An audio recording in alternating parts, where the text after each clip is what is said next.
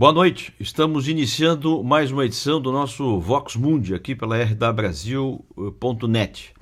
Este portal transmite o programa, mas também você pode acompanhar o programa lá no canal do YouTube e nas redes sociais. A gente está sempre anunciando o início e durante o programa a gente vai postando as coisas interessantes e importantes que vão acontecendo por aqui.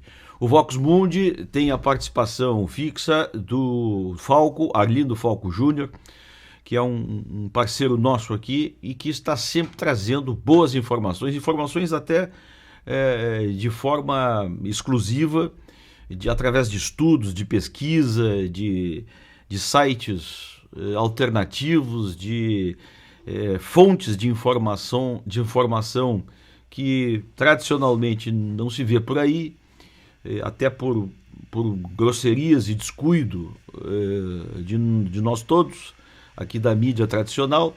Mas então aqui neste ponto, neste Vox Mundi, você percebe estas avaliações, estas macroavaliações de política e economia, pelo mundo e pelo Brasil. O nosso tema de hoje, bom, antes do tema de hoje, nós vamos apresentar o Falco, que já está na ponta da linha, que já está conosco aqui. Boa noite, Falco, tudo bem? Boa noite, Marcelo. Boa noite, ouvintes da RW Brasil. Bem, vamos então ao nosso assunto de hoje. O Falco propôs que nós trouxéssemos para cá, para essa discussão, o que o presidente Donald Trump está anunciando esta semana. E é muito sério. E tem reflexos aqui no Brasil e em todo o mundo. Nada menos do que um rompimento econômico com a China. É isto que está anunciando, é simples assim. Será que é? Bem, nós vamos descer nas análises e trazer as repercussões nos parceiros, nos concorrentes dos Estados Unidos e os reflexos que isso pode ter aqui no Brasil, o que isso pode nos trazer de problemas a mais do que nós já temos nesta pandemia, nestas crises econômicas que antecedem, inclusive, todos nós sabíamos que havia uma crise profunda econômica no Brasil e no mundo antes mesmo da pandemia. Agora só estamos misturando um pouco esses assuntos aí e de uma forma um pouco proposital para que as pessoas não entendam muito bem a profundidade do problema econômico que estamos vivendo. Mas isso é uma outra avaliação. Vamos falar deste rompimento anunciado pelo presidente americano. O que está fazendo o Trump? Onde é que ele está se metendo? Será que o presidente Trump tem ideia de no que está mexendo? Será que ele não está apenas achando formas de participar eleitoralmente no seu segundo mandato e recuperar-se um pouco, ele que está bem combalido nas pesquisas norte-americanas, na corrida à reeleição? Será que não está exagerando na dose, falando de temas muito mais sérios do que apenas uma reeleição? Bom, a reação dos chineses parece que os chineses não estão brincando, estão entendendo que é muito sério o que o presidente Trump está dizendo. E será que ele está falando as ganhas, a gente diz assim? O que é que está em jogo? As verdades que estão em jogo, além do fato, como a gente faz por aqui. O que vem por aí, Falco? Bom, Marcelo, o que o Trump faz é escalar, né, a crise que a gente já abordou no último programa. No último programa, a gente procurou dizer da escalada que os Estados Unidos estão fazendo na guerra comercial, saindo dela, progredindo dela para a área financeira, né? Houve uma resposta, Marcelo, creio que você deve ter lido, e isso foi uma resposta que, para muitos analistas experientes, jornalistas experientes de relações internacionais, causou uma certa espécie, porque não é comum os chineses fazerem isso. O Global Times, após o vazamento daquela reunião da Casa Branca, onde se discutiu o não pagamento dos títulos do Tesouro Americano em posse da China, né? O Global Times publica um artigo do seu editor, né? Propondo que a China construa 1.000 ogivas nucleares. literalmente eles salcaram a arma, né? Por que eu digo que isso aí causou uma certa espécie, muita gente achou estranho?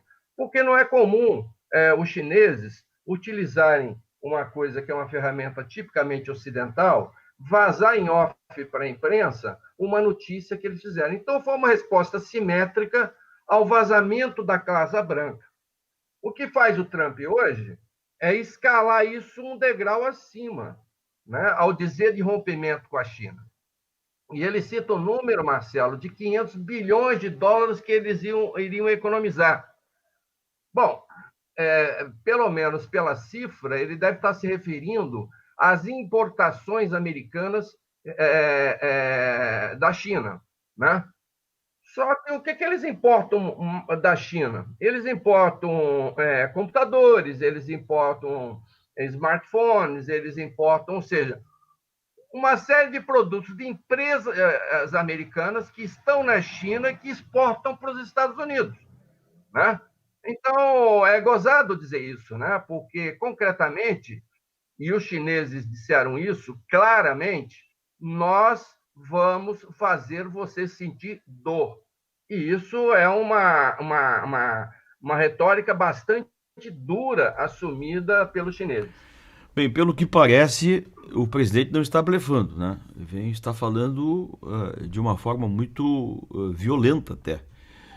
Vamos então, eu queria que você trouxesse aqui esses jogos de cena, o que realmente vai trazer uma repercussão bastante negativa para a economia no mundo, o que vem por aí, e que jogo de cena é este, e se é jogo de cena, o que existe de perigoso por trás desta macroeconomia jogada desse jeito como o presidente Trump está tentando, um jogo pesado, e é claro, os chineses vão responder, imagino, ou já estão respondendo de forma pesada também, reagindo, né, aos desaforos do presidente, que vão se tornar não só desaforos, mas vão ter repercussões práticas, né, da economia. Trump faz como o Bolsonaro, por exemplo, ameaça de manhã e de noite pede desculpas, recua. Me parece que não, né? Isso é bem próprio do presidente Bolsonaro, que tenta reeditar um Trump aqui no Brasil, mas tem dificuldades pessoais, inclusive, de educação, de elegância, enfim, não consegue se colocar direito. O jogo de cintura do presidente parece meio duro. Mas o que, além deste fato, lá no Trump, estamos vendo, o que é perceptível direito aí nesta economia misturada, talvez com um voto, com reeleição de Trump. Ele está tentando as duas coisas. O que ele está fazendo exatamente? Está misturada a coisa, Falco? Bom, Marcelo, a fotografia do momento, o que ela nos diz?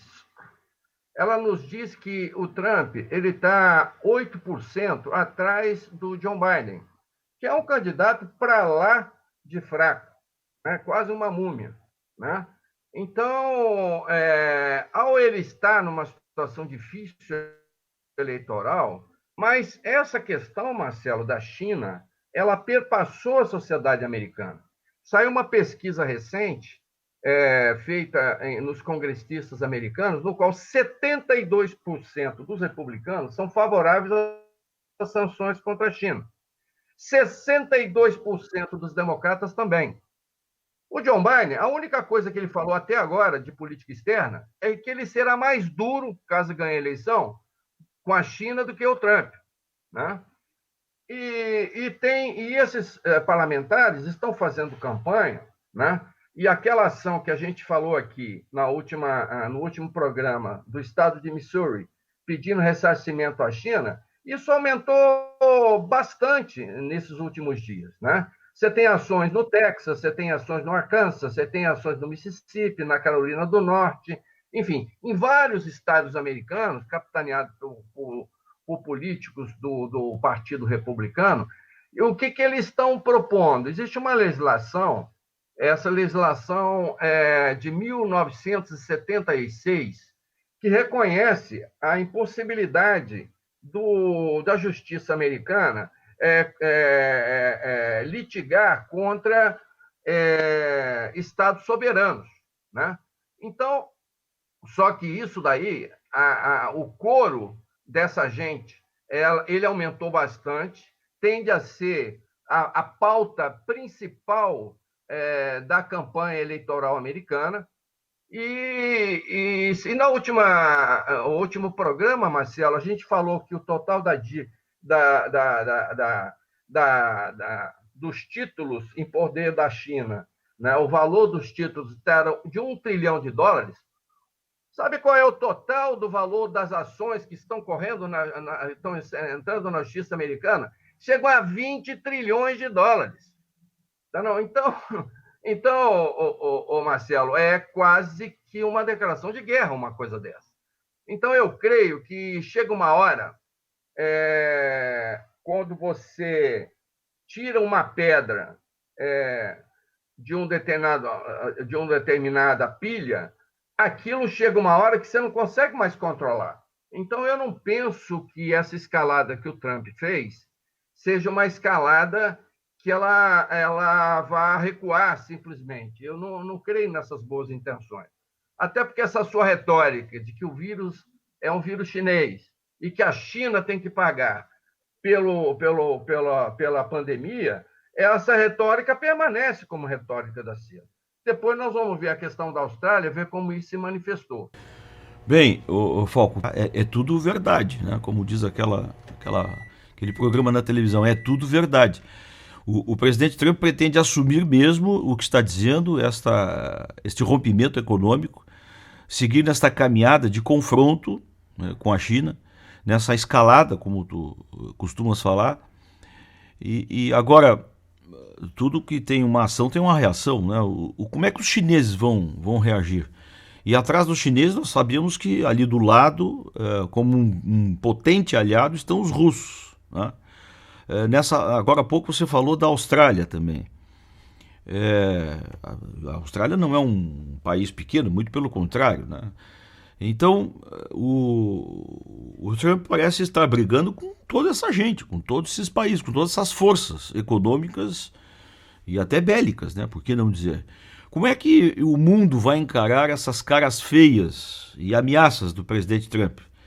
Vão usar da retaliação comercial também, como o presidente americano costuma fazer, mundo afora? Corta aqui, corta ali, enfim.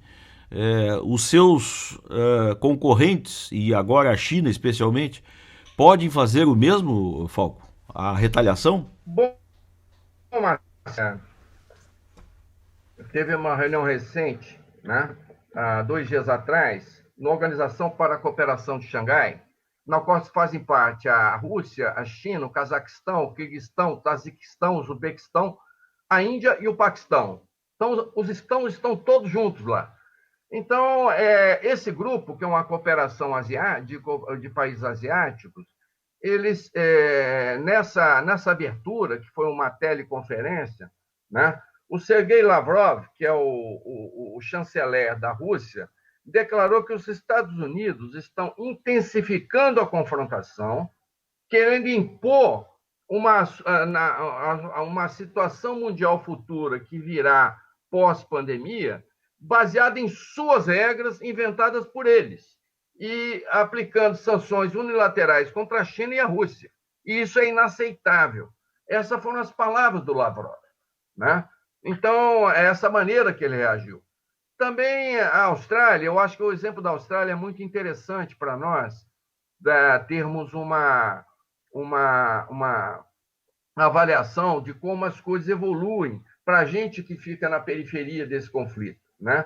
A Austrália é um país que faz parte da comunidade dos Faviais, né, dos 5 países saxônicos que têm compartilhamento na área de inteligência, e assumiu o discurso que a China tem que submetido a uma investigação internacional e assumiu essa retórica que a CIA tem colocado, e o Trump e o Mike Pompeo têm colocado na ordem do dia de estigmatizar a China. O que fez a China em relação a eles?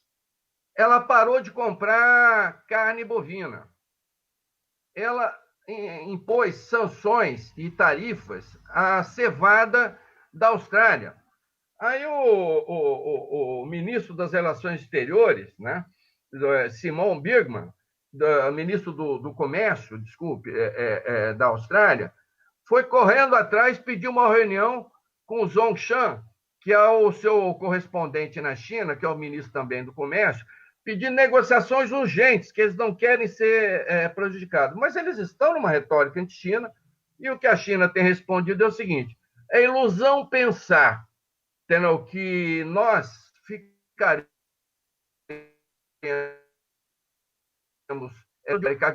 que as relações comerciais não vão sofrer com isso. Isso é uma mudança de escalada em relação à China. Então, assim, para usar aquele bordão, né, que existe aqui no Brasil, até humorístico, a tolerância deles agora está tolerância zero. Ou seja, bateu, levou. As relações, e elas tendem no mundo, no momento atual, a caminhar nisso. Ou seja, quem são os amigos são amigos, quem não são amigos estão com outro. Então, eu acho que essa é um pouco a lógica que os Estados Unidos está botando, e a China vai ficar quieta, né? E acho que a escalada, hoje, inclusive, a imprensa chinesa, ela destaca que esse conflito, e isso é a frase que a gente alertava no último programa, coloca em risco a paz mundial. Usaram esta expressão. Então, é disso do que se trata, não é simplesmente um jogo de cena. É evidente que nós sabemos que a eleição para o Trump é uma questão importante. Ele está atrás nas pesquisas, a recessão americana é muito séria, e o resultado do Covid, já morreu mais gente nos Estados Unidos do Covid-19 do que na Guerra do Vietnã. Tá, não? Então, é uma perda. E estão chegando nas perdas que tiveram na Primeira Guerra Mundial. Tá, não? E isso num espaço curtíssimo de tempo. Então, por conta disso, acho que essa retórica dele não deve baixar, Marcelo. Não creio em que seja um jogo de cena para voltar atrás. Tá, não? Acho que é um jogo de cena para encarar uma briga. Tá, não? Encarar a briga, ele não é carta de uma confrontação. E os chineses, que até agora foram tolerantes, estão falando: se falarem, vai ter resposta. Bem, pelo que eu estou entendendo, então, nós estamos nos encaminhando para um confronto bélico, não é isso? Essa conversa grossa de Trump vai se consolidar e se transformar em vias de fato, é isso que pode se entender? Nós sabemos que a China não vai brigar sozinha. As movimentações em mar e terra podem vir acompanhadas neste apronto de canhões aí, com os seus parceiros, seus vizinhos, os seus aliados, né? Além dos embargos e lances que a gente está falando aqui de geopolíticos e econômicos, as retaliações vindas com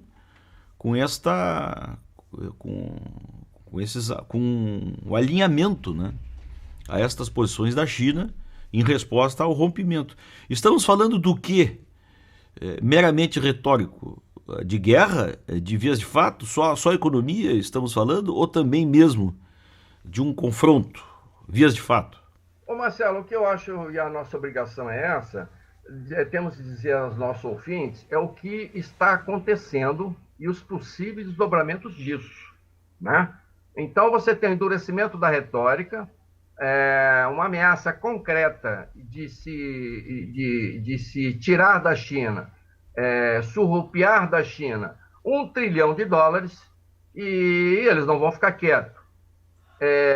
Agora, essas coisas, né, do ponto de vista militar, depende do primeiro conflito. Evidente que os dois têm lá os seus problemas, né, a enfrentar. Né? Os Estados Unidos estão em múltiplas frentes. Um confronto com a China, que é um confronto de grande envergadura, evidentemente que para eles não será uma questão fácil. Eles estão envolvidos no Oriente Médio. Envolver com a China, você não pode ter uma briga em duas frentes. Essa aliança China-Rússia, de certa forte, põe eles numa situação difícil também, porque a China é o irmão grandão, a Rússia é o irmão grandão da China nessa briga, Agora, eles enviaram aquele esquadrão de bombardeiros de longo alcance para a ilha de Guam. Eles estão com seus navios passando a costa da China em torno de Taiwan. Então, a possibilidade de algum conflito desse ali ocorrer, ela aumentou bastante. Tá, não? Então, é disso do que se trata. Não estou torcendo. Agora, essas coisas, elas, quando começam, elas dão uma escalada e uma situação que é imprevisível o seu desdobramento. Então, mas que nós estamos numa situação muito séria e que esse escalada da retórica comercial, da retórica financeira e política, desdobrar numa confrontação militar, ela está colocada. Então, ela não está sendo, não pode ser descartado esse episódio. Né? Não, vão pensar mais, tem muita coisa em jogo. Até porque é o seguinte, Marcelo, tem uma empresa chamada Emerson Electric, e isso é discutido hoje claramente na China. Emerson Electric é uma empresa do Missouri. Os chineses investiram no Missouri, com licença, 1 bilhão e 100 milhões de dólares e geraram 4.500 empregos no Missouri. Agora, e já colocaram as empresas americanas, particularmente essa, quando eles estão falando que os americanos vão sentir dor, isso vai recair sobre as empresas que estão na China. O que eles estão falando? O Trump está falando, vou tomar o teu 1 trilhão. Ele fala, bom, as suas empresas estão aqui. Então, eu acho que é um pouco essa é a retórica atual, né? Bom, mas se esse confronto ainda não é provável, mas é bem possível, está se aproximando aí, qual é a relação de forças que nós podemos analisar, Falco? Qual é a relação de forças que nós temos aí? Sempre soubemos que o poderio bélico americano é a principal força bélica do mundo, né? É o que se diz, é o que se divulga por aqui, é o que a gente normalmente escuta, né? Os Estados Unidos é a força maior e tal. Mas os chineses, a economia vem crescendo e muitos percentuais por ano no PIB, enfim, a China hoje é uma potência econômica. E pode vir a ser uma potência bélica também. A quantas anda as forças chinesas, a força de guerra e de armamentos deles? Que tipo de enfrentamento nós poderíamos ter se tivermos mesmo um enfrentamento com os Estados Unidos? Será que a China irá se perguntar se dá para encarar isso aí, ou vai se meter numa aventura, ou a China está muito segura e não tem nada de blefe nisso, ou tem blefe nisso? Bom, acho que essa é uma pergunta interessante para colocar no nosso ouvido. Quando você fala numa confrontação dessa, ninguém fica discutindo quantos estilinhos cada um tem, né? Quantos espingardas de chumbinho tem. A dissuasão, ou não, ela se dá em cima do seu arsenal de armas nucleares. É disso do que se trata. A China é o terceiro, mas muito atrás de Estados Unidos e Rússia, né? E ela tem uma característica, né? Que a grande maioria das ogivas, ela tem em torno de 300 ogivas, elas são todas de curto e médio alcance, e poucas de longo alcance. No meu entendimento, foi disso que falou lá o editorialista do Global Times, quando ele falou nas 1.000 ogivas. As 1.000 ogivas, se você pega, por exemplo, eles têm um mais recente armamento deles nesse terreno, que é um míssil balístico continental, né, que é o Dongfeng, né, ou seja, vento leste. Né, é um vento bastante quente, Marcelo. Ele tem uma capacidade de atingir 15.000 quilômetros, atinge qualquer ponto da Terra em 30 minutos, né, tem uma velocidade de 8,5 quilômetros por segundo, né, e carrega ele 10 ogivas nucleares, né, e duas, geralmente assim que faz a composição de uma ogiva desse tipo, e duas iscas, ogivas iscas. Bom, as mil ogivas daria para você fazer esses 100 Dongfeng, que esses são os mísseis balísticos intercontinentais. Quando eles estão falando em dissuasão, porque isso é a dissuasão, né? Não é quantos soldados você tem, quantos soldados eu tenho, quantos tanques e tal. Quantos mísseis você tem e qual é a capacidade de você me atingir no meu território, né?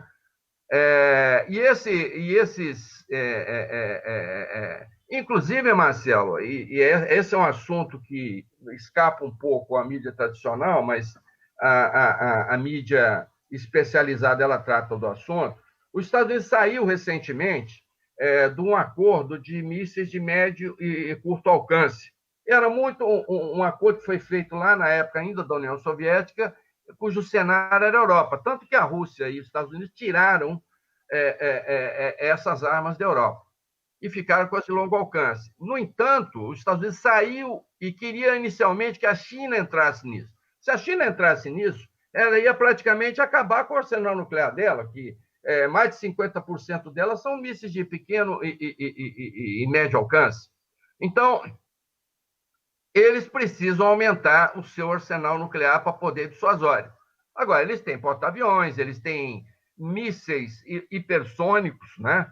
Que isso é uma dissuasão contra armamentos tipo porta-aviões e tal. Agora, um conflito dessa magnitude é um conflito que, inevitavelmente, você tem que pensar em termos nucleares. Não tem jeito de pensar de outra maneira. Ô Falco, uma questão que corre paralela aí, na nossa própria discussão aqui do Vox Mundi, e também lá no nosso caleidoscópio, com o professor e o Del Roio, é a questão da energia do mundo. Os Estados Unidos estão hoje passando mal com o petróleo americano, né? Os estoques lá em cima, enfim, os barris de petróleo muito baratos, né? Uma queda fortíssima, desmoronou o preço do barril do petróleo americano. Teve uma recuperação, é bem verdade, essas últimas semanas aí a gente até tem registrado isso nos tweets da RW Brasil aqui, mas a economia americana baseada nessa energia, a gente sabe que energia é tudo, né? E o petróleo vem nessa esteira, o petróleo americano passa mal, né? Que peso tem isso nesse jogo que está sendo jogado? Bom, Marcelo, realmente foi um fato inédito o petróleo ter preço negativo no mercado futuro americano, né? Isso sim foi um fato inédito. Hoje ele está em torno de 20, um pouquinho mais, $20 o barril, em torno dessa cifra, né? Agora, essa recuperação ela é causada, e é uma recuperação tênue, né? Ela é uma recuperação muito causada por conta da queda da produção, né? E eu tenho acompanhado, Marcelo, mas eu não gosto muito de escutar esse pessoal do mercado financeiro. Eles entendem muito como tirar dinheiro dos outros, mas eles não sabem o que é tirar petróleo lá embaixo. Então, eu tenho visto as entrevistas dos CEOs, né, da BP, da Shell e de outras companhias desse porte, todos, o que eu tenho escutado, têm falado em corte de produção, corte de novas explorações e sobre as perspectivas de retomada da demanda existente pré a pandemia, eles não acreditam nisso. Mesmo porque, Marcelo, alguns hábitos, né, eles vão mudar, né? Mesmo que, por exemplo, o que nós estamos fazendo aqui, com essa história das pessoas terem que ficar em casa, uma série de executivos vão deixar de viajar e vão fazer isso por teleconferências, né? Então, pegaram gosto pela coisa, viram que é possível ser feito isso. Claro, tem outros problemas que não merece nós entrarmos nesses detalhes, mas quem é que disse que a indústria aeronáutica ela vai ter o mesmo tipo de comportamento? Os aviões vão ter que viajar com menos passageiros, com poltronas ou vazias ou sendo retiradas. para que se comporte aí a situação do vírus. Então, Marcelo, isso diz tudo, que a recuperação da demanda, tal como ela era posta antes, né, é uma situação difícil de ser prevista. Ninguém fala isso antes de 1922, né, de recuperação da demanda. O cenário nos próximos 2 anos é esse cenário, se melhorar, melhora um pouquinho. Bem, a gente pode sempre traçar paralelos, né, lá fora e aqui dentro, até para não perder o tom da conversa aqui de dentro. O presidente Donald Trump diz lá e parece que Bolsonaro repete aqui, né? Leva alguns dias, talvez. Antigamente levava meses, né? Mas eu acho que hoje, com esta rapidez da internet, até os trejeitos são parecidos horas ou dias depois, né? Aqui. O presidente Bolsonaro tenta de alguma forma repetir, mas a gente sabe que com menos brilhantismo, né? Eu já disse isso aqui, mas com menos educação até. Mas esta posição da economia dos Estados Unidos tem implicações no Brasil. E a gente não sabe ainda de que tamanho, vou lhe perguntar isso. Haverá alinhamento de Bolsonaro em relação ao que está dizendo Trump, em relação à China? Porque a China é um grande parceiro econômico brasileiro. Se Trump romper com a China, isto quer dizer que Bolsonaro vai acompanhar este gesto também? Haverá a mesmo tipo de alinhamento, de também romper com a China? Haverá repetições de posições aqui? Tem peso aqui o que Trump diz lá? De que tamanho essa encrenca tem? Marcelo, eu diria que ela é muito grande, tá não? Aconteceu até um fato nesses dias, não sei se você aí em Santa Catarina teve condição de acompanhar, surgiram várias, isso aí nas mídias sociais, né, desses robozinhos que a gente vê atuando nessas mídias sociais, repercutindo, né, aquele fato do Barack Obama ter aberto lá um agente secreto, e isso lá nos Estados Unidos é crime, né? E com as digitais dele estavam, portanto, dentro daquele projeto do Russiagate, que eles tentaram montar, né, dizendo que tinha sido a Rússia, né, que auxiliou a vitória do Trump. Por que eu estou falando isso? Porque isso aparecer no Brasil, parece que o que acontece lá desce imediatamente para cá no mesmo diapasão, sem nenhum tipo. Então, eu acredito que existe esse alinhamento do governo, claramente. Agora, um alinhamento ele tem que se formar em atos concretos.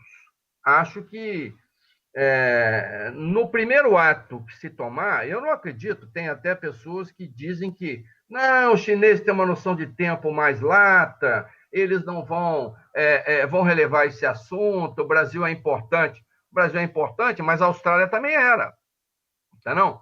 E eles estão encarando. Então, acho que qualquer atitude tomada, verbalizada, claramente, de apoio a essa retórica estadunidense, vai significar uma retaliação imediata e muito forte. Bom, lá no caso da Austrália, eles já imediatamente deixaram de comprar carne bovina, né? Imagina aqui, nós não vamos comprar mais soja do Brasil, nós não vamos comprar mais a carne bovina brasileira. É disso do que se trata, né? Ou minério de ferro, né? Então, acho que a retaliação virá, né, na exata medida que o passo for dado, então, aqui dentro do Brasil.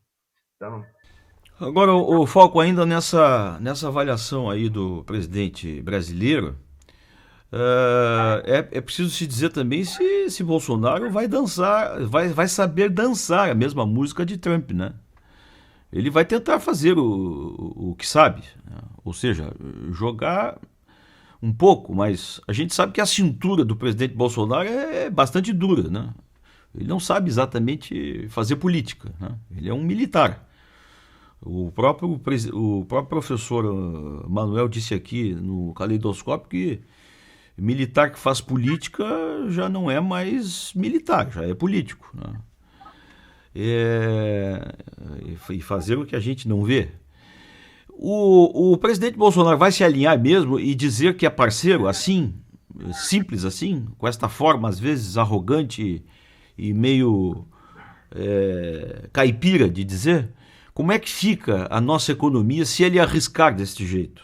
Porque uma coisa são os americanos, que têm grande economia, podem suportar grandes pressões econômicas, mas e aqui? E aqui? Nós estamos numa pandemia, 40, 50 dias, já estamos aí esgoelados, vamos dizer assim, né? Ele vai arriscar, Bolsonaro, vai seguir Trump e segurar esta peteca aí? Temos bala para segurar o que Trump está tentando segurar lá por cima? Haverá esse alinhamento? O que é que ele vai fazer?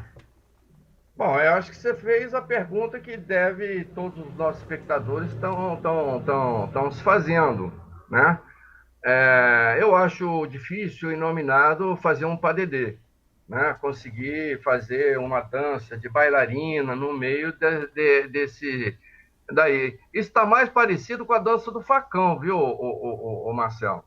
Tá, não, a dança do facão, porque o bicho está começando a trincar. E não creio que vai chegar uma hora que ele vai ter que tomar lado. Tá, não, é disso que eu quero dizer. O máximo que ele pode fazer é procrastinar isso por um período, a tomada de posição.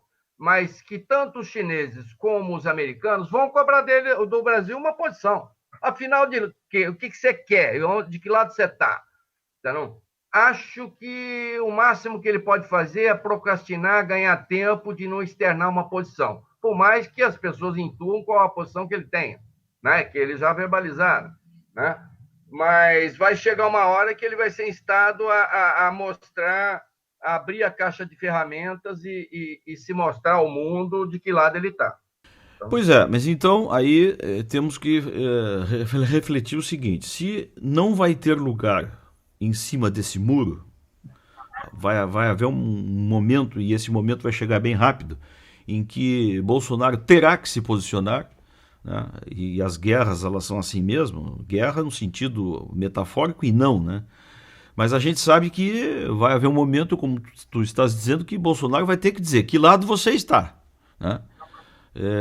A gente sabe que Bolsonaro vai se deixar cair para o lado que sempre caiu, ou seja, vai apoiar os Estados Unidos. A gente não tem dúvida disso. O que vai acontecer então, neste momento, com o Brasil? Que crise sem precedentes, já sabemos disso, vem por aí, Falco. bom, Marcelo, eu creio que o que nós vamos fazer é sofrermos as consequências. E serão essas as consequências que vão fazer com que a consciência política e as alternativas elas surjam. Às vezes, você tem dentro da classe política condições que se manifestam uma consciência mais larga de futuro, mais estratégica. Não é o caso dessa quadra histórica que nós estamos vivendo pela qualidade da nossa classe política, né? Mas eu acredito que os resultados que estão sendo feitos pela pandemia e os resultados da crise econômica vão colocar que as pessoas tenham uma posição, né? Creio que essa crise ela vai se aprofundar bastante. É terrível dizer isso, mas o fato é esse. Vai ter que piorar muito antes de começar a melhorar. Bem, nós estamos nos encaminhando para a reta final do programa de hoje e parece que nós aqui, primeiro trouxemos uma notícia que quase não está estampada nas páginas e nas manchetes dos grandes jornais brasileiros e da América Latina. Falamos aqui que o presidente Trump está rompendo com a China e tentamos analisar as primeiras repercussões no mundo, os parceiros e os antagonistas que os Estados Unidos vão ter. E a repercussão aqui, primeiro trouxemos uma notícia que quase não está estampada nas páginas e nas manchetes dos grandes jornais brasileiros e da América Latina. Falamos aqui que o presidente Trump está rompendo com a China e tentamos analisar as primeiras repercussões no mundo, os parceiros e os antagonistas que os Estados Unidos vão ter e a repercussão brasileira. O que é que vai acontecer com a gente aqui? Que posições o governo brasileiro vai ter diante desta tomada de Trump? Não estamos fugindo da verdade além do fato, como a gente diz aqui, né? Acho que fizemos um bom programa hoje, né, Falcon? Bom, Marcelo, a gente, penso, cumprimos o nosso papel, né? Nós pegamos naquele outro programa, e esse aqui é um desdobramento dos assuntos que ali nós tratamos, e temos procurado trazer aos nossos ouvintes as informações e os fatos do desdobramento da situação internacional, né? Penso que o que nós podemos dizer é o seguinte: olha, discuta esse conteúdo, compartilhe com os seus amigos esse conteúdo, dê uma curtida na nossa página, porque para nós continuarmos o nosso trabalho, a nossa pesquisa enfim, a divulgação desses fatos que a gente traz, nós precisamos do apoio de vocês também, né? É isso que eu tinha a dizer. No momento atual, nós também estamos precisando de apoio para que nosso trabalho continue com a qualidade que a gente tem procurado fazê-lo aqui na RW Brasil.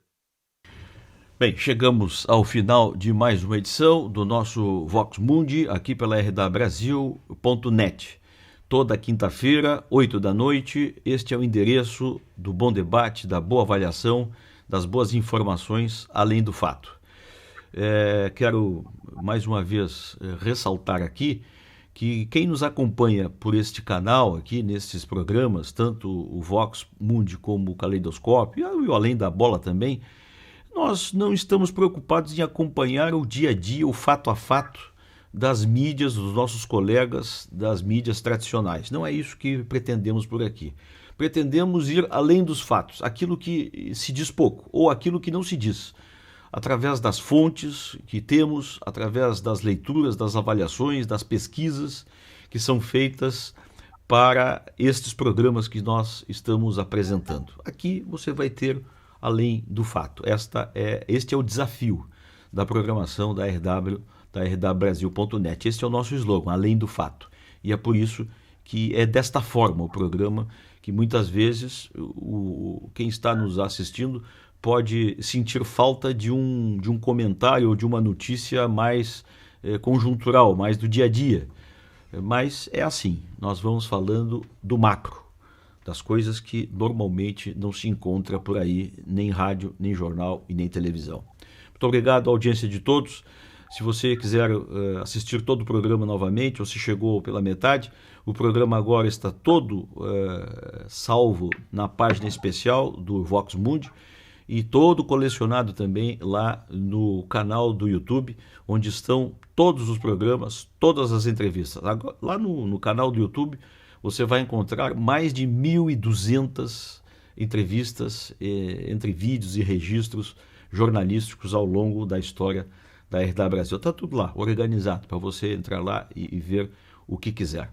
Nós voltamos com este programa na quinta que vem, 8 da noite. Até lá.